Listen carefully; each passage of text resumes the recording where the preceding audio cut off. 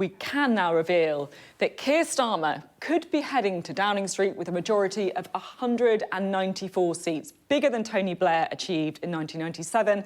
And that is according to the first major polling projection by YouGov of this campaign, partnering with Sky News. Now, our deputy political editor, Sam Coates, has been pouring through all the numbers. Sam.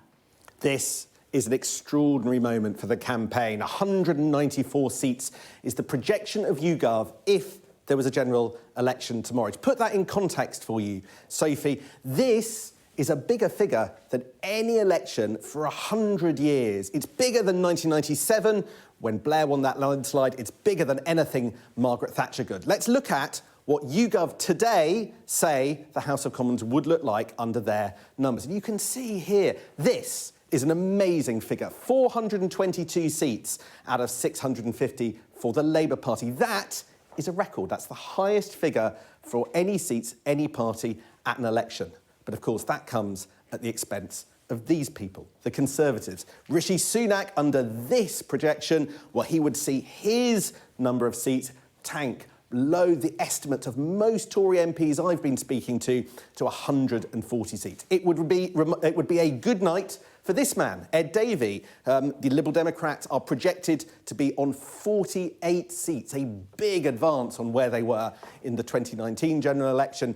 Reform, well, you might have noticed in the last few hours, he's no longer the leader. That's Nigel Farage. We'll get that changed in an hour or two, but they still wouldn't win any seats under YouGov's projection. Now look at this, up in Scotland, John Swinney, the leader, but his seat tally crashes as well. Of the 56 seats that there are in Scotland, the SNP would only have about 17 under the YouGov projection. Now, what this is a combination of polls and mathematical modelling that looks at every single constituency in the United Kingdom in order to work out the change in vote and change in seats in every seat. So let's look at the change right now.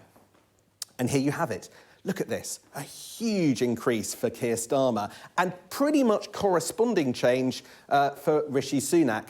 But look at this, the Liberal Democrats here, they actually quadruple their seats. The Greens gain one and no change on zero for Reform. And look at that, the SNP over here, they lose over half their seats. That would be a very disappointing night, but so much turbulence in Scotland means that's problems are coming their way. So let's look at the headlines right now of this polling projection from YouGov. It's known as an MRP. The most Labour seats in history. The worst Tory rout since 1906. The collapse of the SNP and the Liberal Democrats quadruple their seats. My goodness, Sophie, it's quite a projection.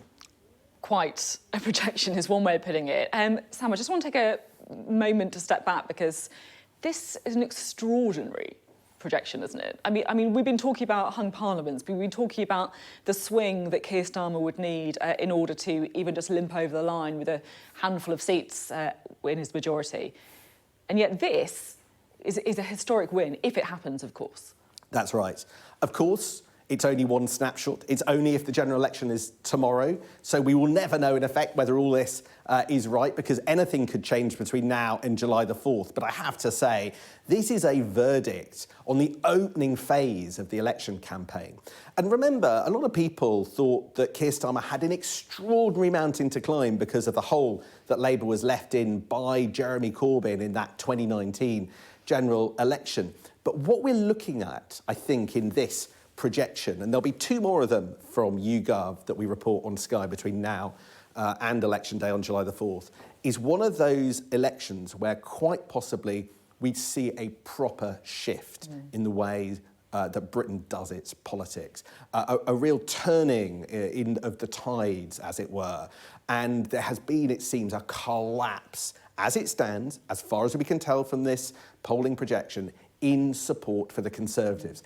And, you know, as Boris Johnson said as he was departing Downing Street, when the crowd moves, when the herd moves, it moves. And this is what it feels like could well be happening with British public opinion right now at this early phase of the general election campaign. Yeah, I mean, just listen to what you say. Looking at the words on the screen, the most Labour seats in history, the worst Tory rout since 1906. And you're talking there about almost like a redrawing of the political map. And I guess, that chimes with what I know many people that you've been speaking to and also that I have as well, that, this isn't just about whether or not Rishi Sunak manages to win.